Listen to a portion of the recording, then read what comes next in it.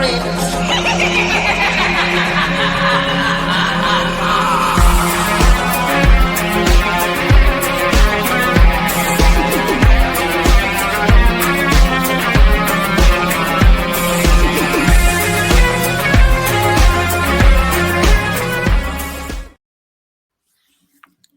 boils and ghouls. Welcome to another EC Comics review. We're going to do Epitaphs From The Abyss, number 6 is what we're on. And joining me is my good friend, Mr. Alan Katz. It is always a pleasure to sit in with you, Jason. Is it number 6? 6 editions they've published already? God, it's like they've been around forever. Well, at least since July. Isn't that since forever? Yeah, pretty much. It feels like it's been, 5 years since July. Yeah, truly. Holy cow. I mean, especially when my kids turned 10 in July. I feel like they've aged 5 years since then. Well, the pandemic made time weird. Mm-hmm. And then the politics of the last year made time even weirder. And ever since the election, time has gone into an even weirder place. Right. And then again, when you have kids, time is different as well. And it changes. And that too changes. Well, because you start seeing time through a kid's eyes, and to them, you've only been alive for 10 years. It's a lot shorter time than, someone's been alive for 40 years. Everything, a week is different, I think, mentally. And especially when they're in school, because a time is defined by their school day, by their whole school experience, and by the social lives that school has given them, thrust upon them, however it particularly works. It's when having two older kids, mine are now 26 and 23, and it's funny, I feel like they've been this old forever. Well, what's even weirder is in July, I got a new job. I went from an hourly worker to a salary worker. So then not having an alarm to clock in and out of is even weirder. Like, how do I know I'm done with work? How do I know the moment I'm supposed to start work? It's all different. Now, let's go off course for a second, because that's a fascinating difference between two working environments. Okay, what are the discernible differences within you, knowing what is there a difference in the way that you feel about work because of hourly versus salary? I mean, as far as the money goes, I mean, it feels pretty much. I don't have to work much overtime anyway. So I know some people who work way more than 40 hours or salary. And like my wife, for a while, she was salary and she worked way more than 40 hours. So on paper, she made more than me, but because I got paid for overtime and a lot of other things that an hourly person gets paid for. I was actually making more per hour than she was. So annually, she makes more per hour. I made more. It was weird. It's mostly like having the flexibility. Like if I want to go to my kid's school performance, I have one on Monday morning. I just go. I just tell them, I'm going to this thing. I'll be up online around 10. Fine. I don't have to fill out anything. I don't have to as long as I don't have any meetings or anything. They're like, we don't care. So, you do you. So you are salaried but remote? Yeah. Well, that's cool. Okay, but that's still a fairly newfangled thing since the pandemic. Right. Well, it's just weird that having to end my day without having my alarm go off on my phone, having to clock out, the ritual of it. Yeah. Nice. It's nice not having to be like worrying about rushing to get to my phone or whatever. But on the other hand, how do I know the moment I'm off of work? There isn't that ritualistic distinction. But I have always been a gig worker in essence. Right. I've always, been a creative person. And so, on a couple of occasions, I got temp jobs, and I worked through a temp agency at a bank for a while. And that was fascinating because Oh man, I cannot imagine having that be your life. Mhm. God, I spent a year working in the corporate communications department at Occidental Petroleum in Westwood. In essence, I guess it was like being a salaried worker because I had to show up the same time every day, and man, for me, it was great knowing I was just visiting that space. Yeah. I don't know that I could honestly or successfully live in that space. Yeah. Just saying. All right. Well, let's get into this week's comic. Again, we're doing Epitaphs from the Abyss number 6, the December issue. We have some really fun variant covers. We have one that's usually there's one that's more realistic and one that's a little more cartoony. The realistic one, we have a mother serving a platter to her 2 kids. And if you look in the platter that she's serving, there's a human skull on the kids' plates that they're gleefully eating. There's an eyeball. And there's a little caption that says, "Eat up, kids. No need to wait for daddy." That's a nice little fun. Kind of Norman Rockwell with a twist. a twist or squeeze of lemon. Yeah. Then we have a fun cartoony one with a family on the boat, and we're kind of seeing an underneath shot up from the ocean, and someone's got their legs dangling in the boat, and then we see some ghosts or ghouls or zombies. Hard to tell exactly what the exact species is, but they're reaching up. Something really bad's about to happen. And one of the adults is also holding a kid up. So there's a lot of like, I like when comics have like a line of symmetry almost. Like there's things happening going this way, but there's also something happening kind of like perpendicular to it. I like that geometry in that. That's fun. Agree. All right, skipping down, we have our Gravedigger giving us his greeting. Alan, would you give us a reading, please? Love to, Jason. Excuse me. Greetings, my ghoulish guests. Pull up a chair, won't you?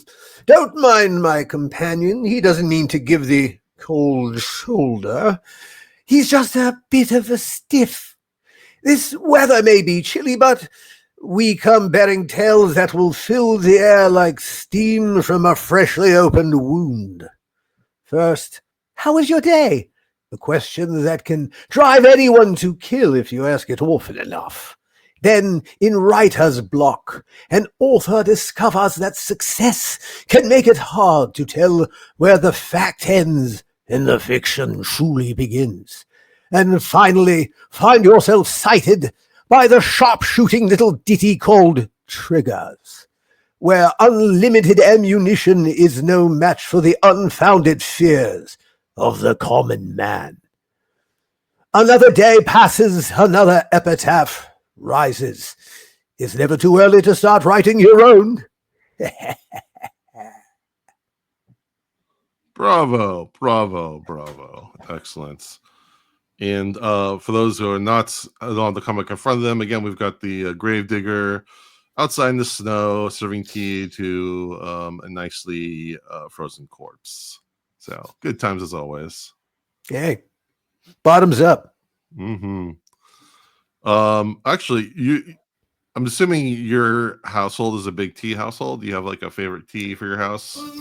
Well, my wife is English, and so her preferred tea is a thing called PG Tips, which is just your basic English household tea.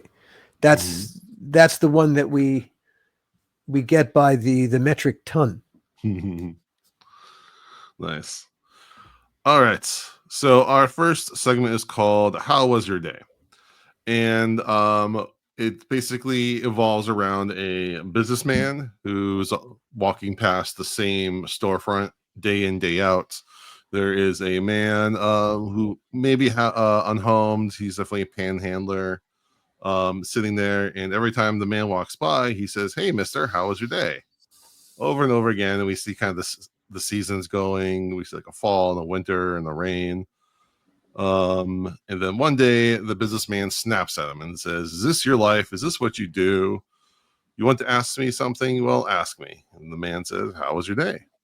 And the businessman says, "What a miserable, worthless waste of space of a man, human exclamation points or censored garbage that you are." And then walks away after berating him.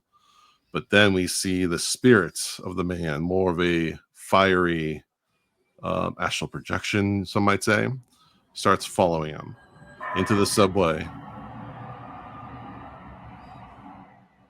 Thanks for the incidental sound effect right there. Was that good timing or bad timing? That was excellent timing.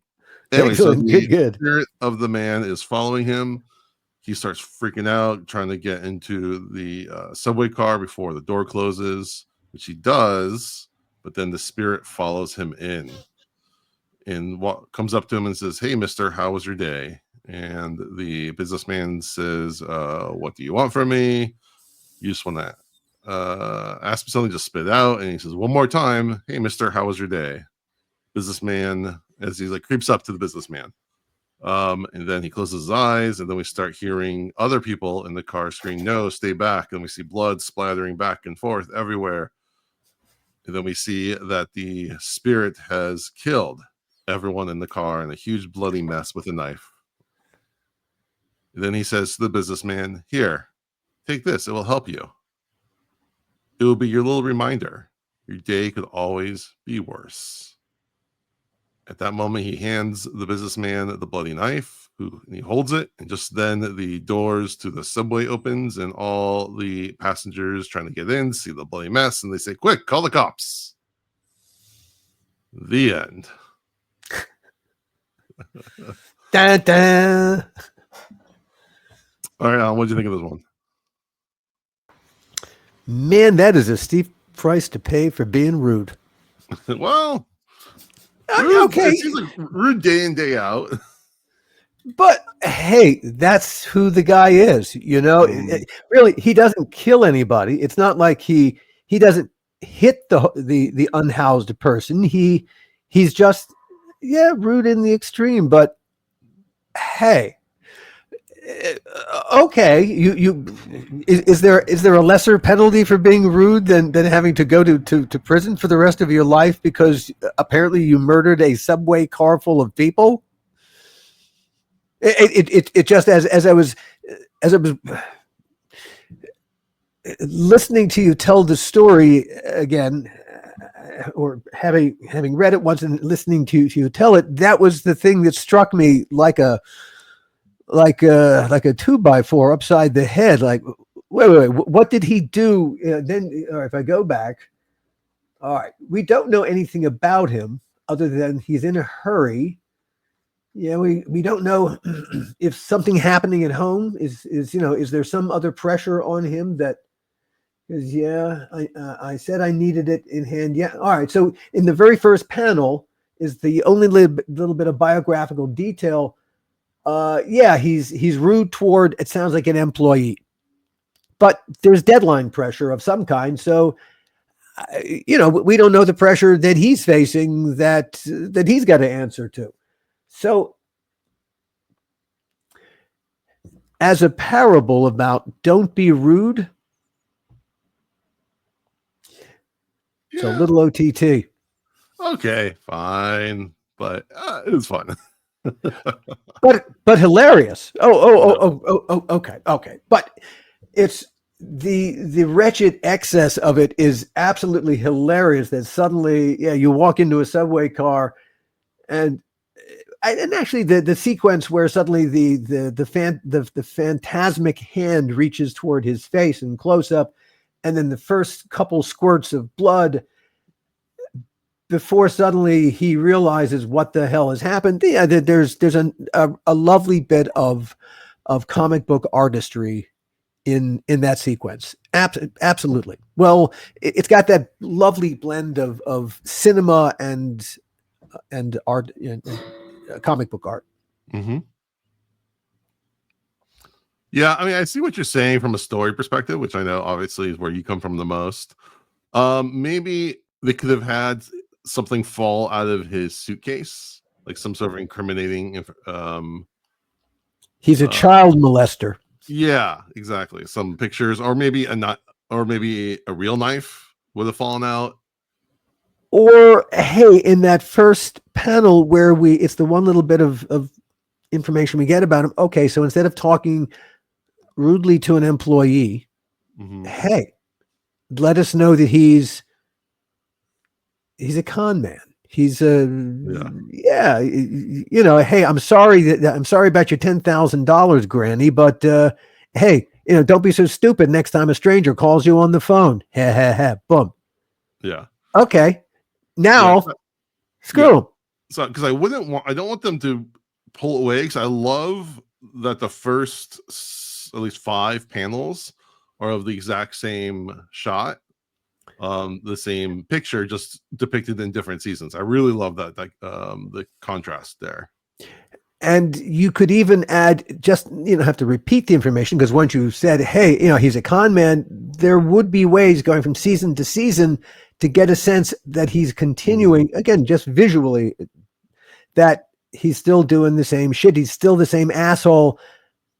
Hey, just, when we did Tales from the Crypt, what made it work was that when the asshole got the retribution that he, she, or it was due, they were due it.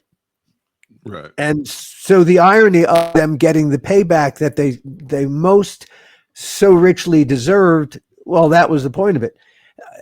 Because he's just rude. Yeah. But not catastrophically rude. The setup, and again, the setup would be, hey man, that's 3 sentences. Take out what's there and replace them, and boom, you got better payoff. Yeah, as long as they don't go away from the minimalism of the setting, I'd be fine. Oh, I'd be fine with that. no. The minimalism is perfect. Solution, as long as I like your solution. I wouldn't want them to cut to like his home life or his office life or something. No, you don't need it. No. What I just described, because we hear it over the phone. Hey, all I need to know is that he's an asshole every season of the year. Right. And again, once that first panel establishes the nature of his assholery, well, then you can signal it. You don't have to say it. You know what I mean? And so then you can shorthand it. The key is he deserves the retribution that it just makes that payoff. It ties it together in a neat little bow, rather than feeling a tad random. Yeah. Okay. But overall, I like this story, but I do see there's that bit of room for improvement. All right. Our next one is called Writer's Block. It's funny because this one kind of ties in with the very first segment of the first issue, where there's a guy with writer's block. Well, the Gravedigger does introduce it. Yeah. And he says, excuse me, we all want to write our own epitaph, but that, my friends, is a job taken away from us, especially when death is the ultimate writer's block.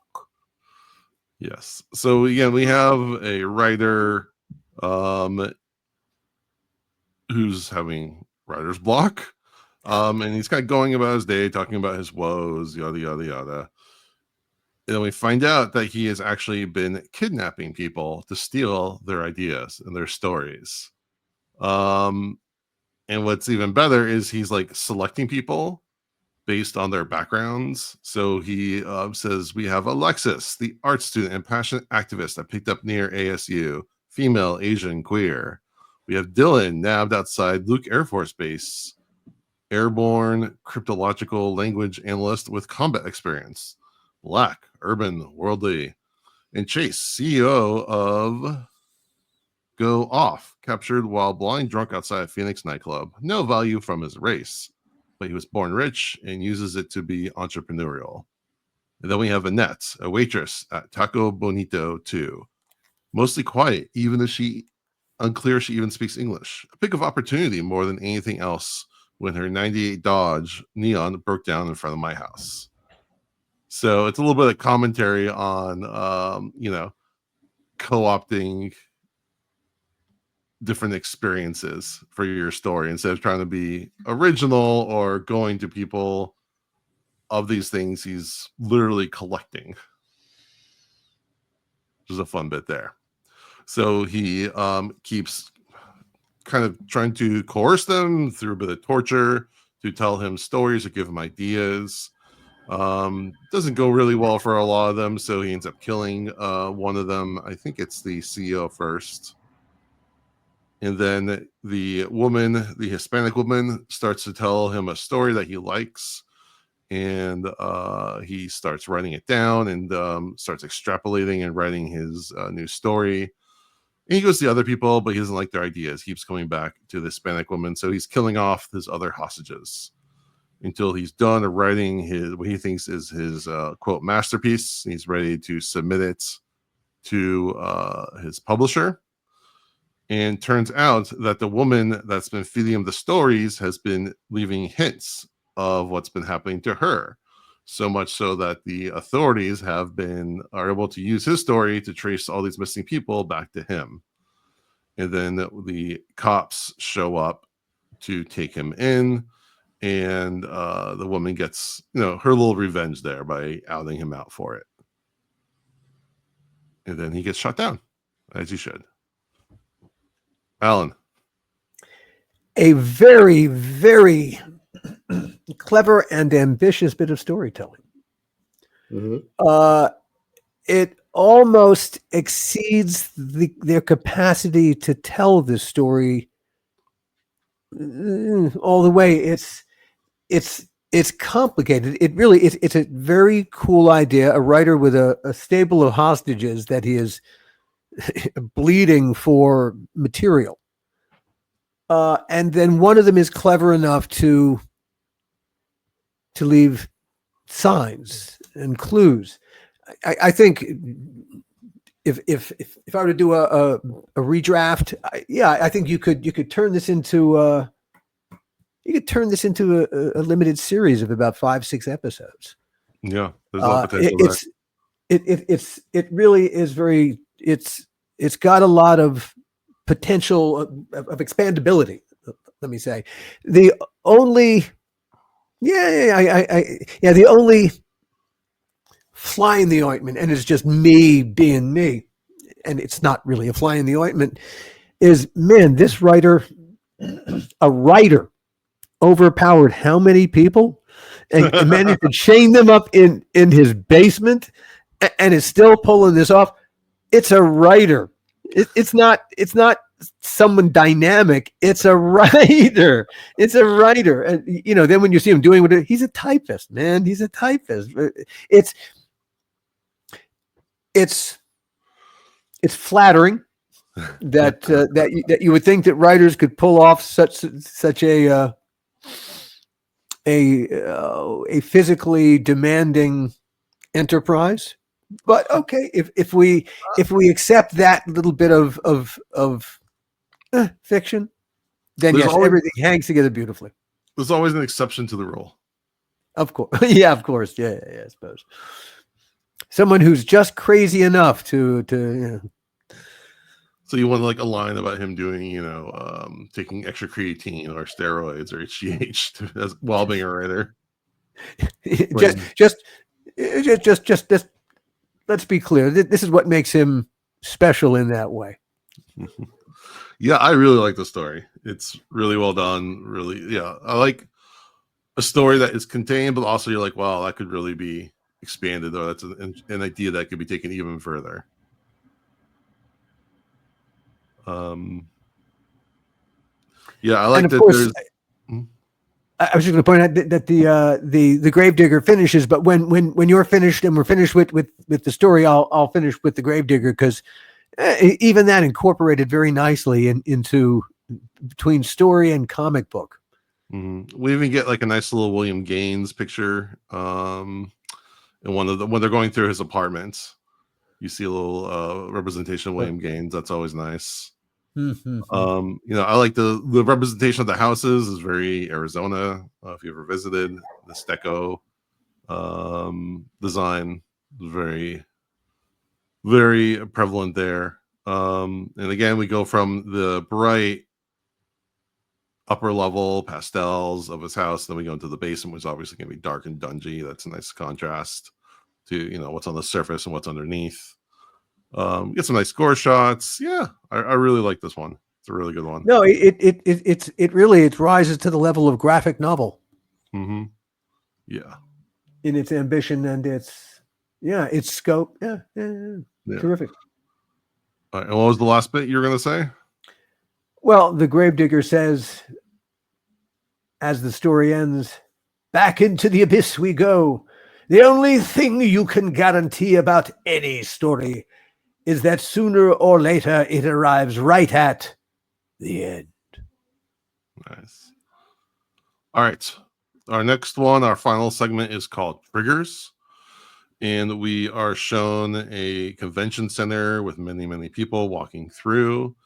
Takes like a page or so. So we see that it is a gun show.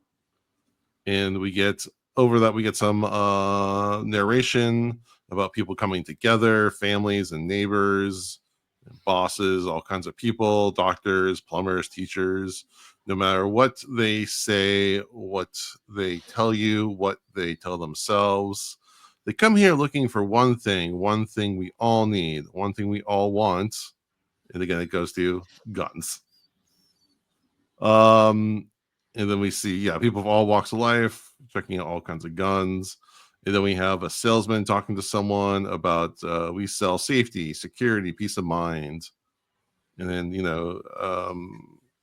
the guy's talking about his kids, his wife, and his family. And the gun seller is selling him again on safety and,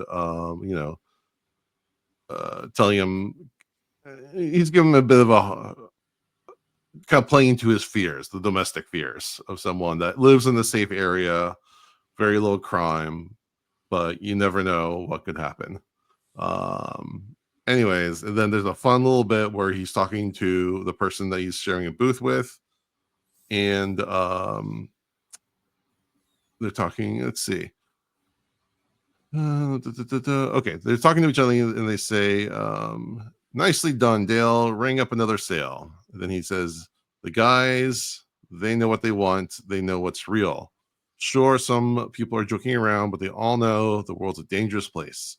You never really know what the threats are going to come from, what's going to come after you, and you just have to be ready for anything. And that's what sells the iron, buddy. And that's how we pay our mortgage."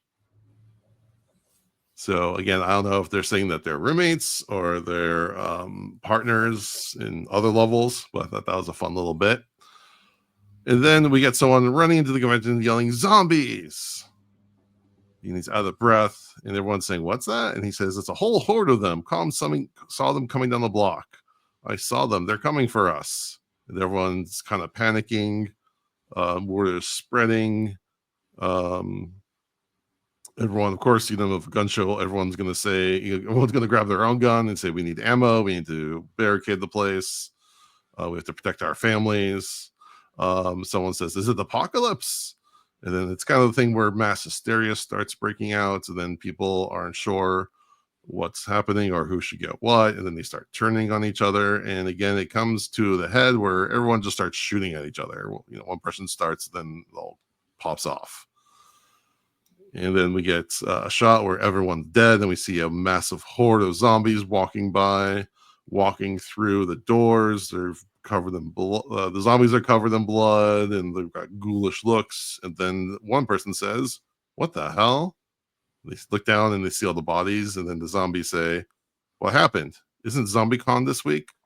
Mary, did you get the dates all mixed up?" "Well, I guess I did." Then someone looks and says, "What kind of monsters do this?" So it turns out it was just a fake herd of zombies going to another convention that they got the wrong day for. Womp womp. All right, Alan. Well, hey, what's not to love about a critique of gun culture in America? And yeah, the madness of gun culture, of thinking having a death machine in your house is going to bring you more safety, when actually the statistics are really clear. You bring a death machine into your house. That's what a gun is, really. It's a machine meant to create death, kill something. You put that in your house, you increase the odds significantly that someone in your house will die because of that thing. Hey, these are just facts, and really, I'm not judging. But the culture in America, the gun culture, is wacky, as we all know, and it asks, a great question at the end: who's the monster? It brings to mind there was a terrific movie from the late 60s called King of Hearts. You ever seen King of Hearts? Mm-mm. With it was French Canadian, uh, with Alan Bates and Genevieve Bujold. And it's World War One, and the English army is trying to take a French town, and they send a guy in, played by Alan Bates, to check out the town. And it turns out that the Germans have wired most of the town to explode. The only people left in the town are the people living in the insane asylum. And so he ends up going in there to try to get them all out.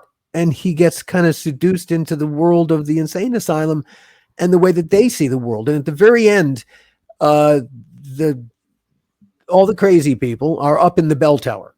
And the English army come in, and the German army come in, and they kind of track each other around the bell tower, and then they both shoot each other dead.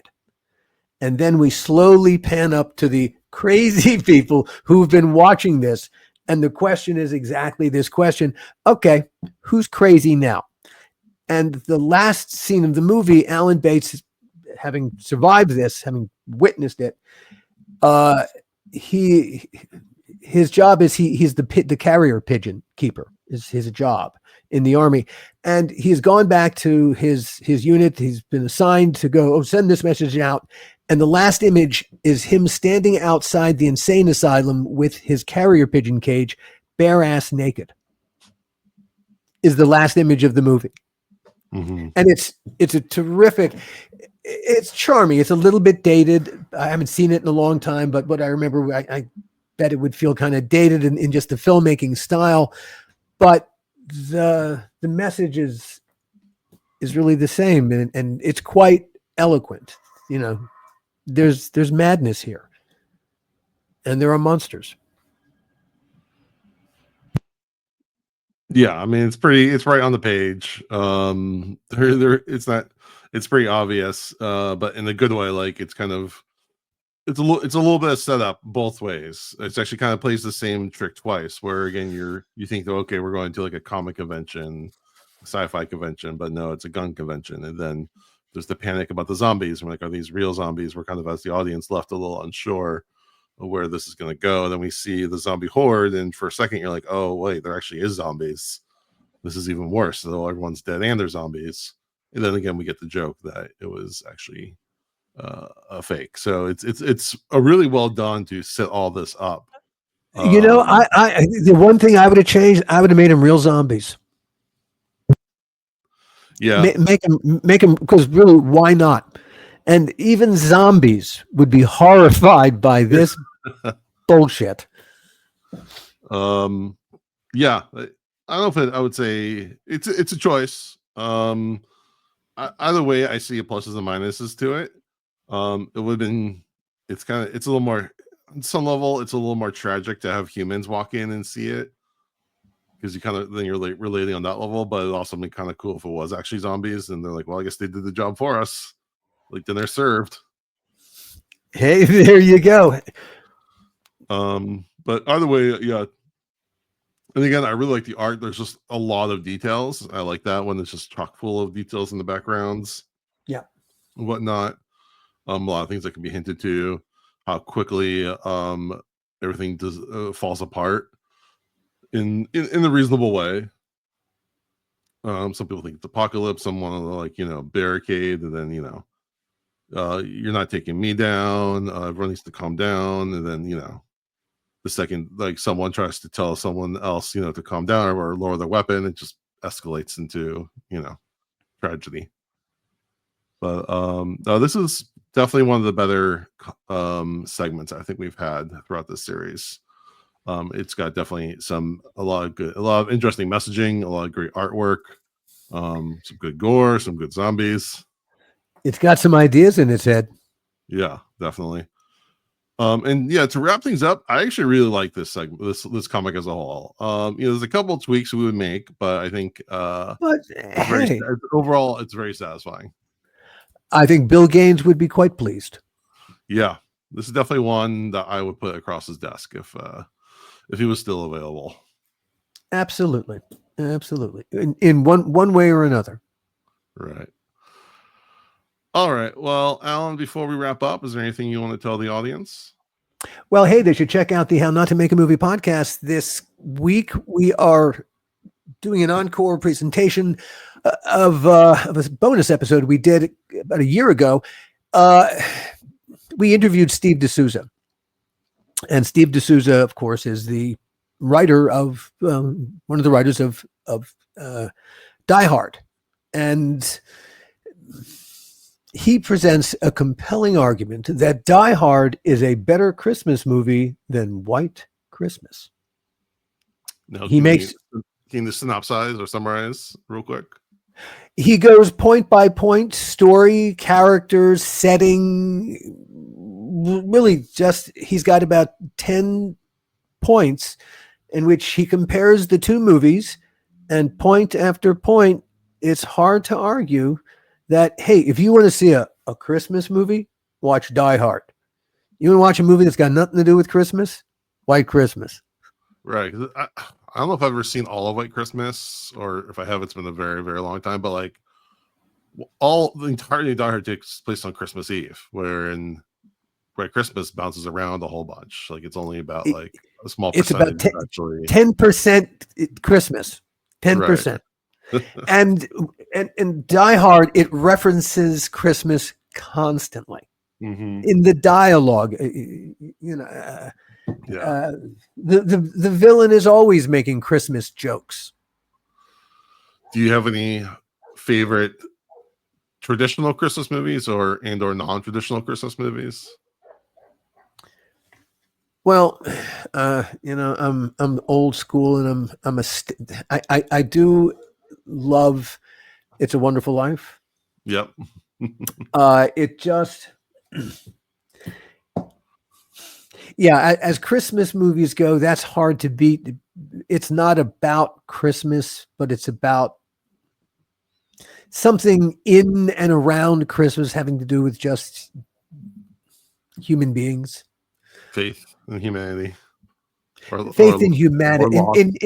In human beings, in the goodness of human beings, and gosh, we need to glom onto that as much as we possibly can.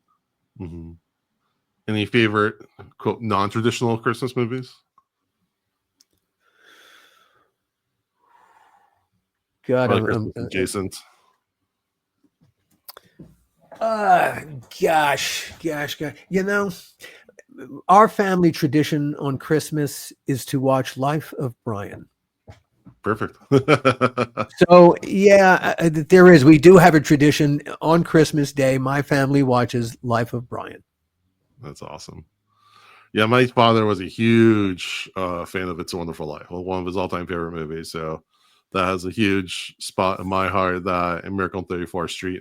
As a kid, I really liked that movie. As a Jewish kid, I liked that movie because I'm the one that went around and told everyone there was no Santa Claus. So to see that play out like that, I always thought it was very entertaining. Did that make you popular with the non-Jewish kids? I don't remember. Probably not. That crazy Jew's running his mouth off again. Yeah, and then non-traditional. I love. There's tons of great horror. I don't know why Christmas and horror go together so well. It just works. I think it's ironic. It's steeped in irony. Well, the happiest time of year mixed with tragedy is funny. One of the first 3 episodes of Tales from the Crypt, all through the house. Come on, exactly. It's hey, look what's under the tree. It's somebody's body part. Mm-hmm. I love like Bad Santa and Black Christmas and Krampus. There's just so many good ones. Gremlins, yada yada yada.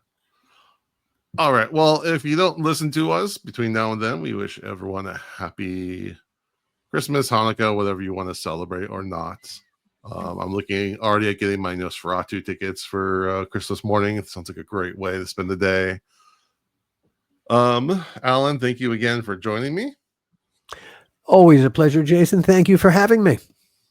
All right. Well, that wraps up another episode. We appreciate everyone for listening. We would really appreciate if you would give us a rating review on iTunes, a rating on Spotify, like and subscribe on YouTube, and follow Dads from the Crypt Talk on TikTok. With that, we thank you for listening to Dads from the Crypt. Follow Dads from the Crypt on Facebook, Twitter, and Instagram, or I will follow you to the grave. No, seriously, you really should watch. But be careful what you ask for. You may get it.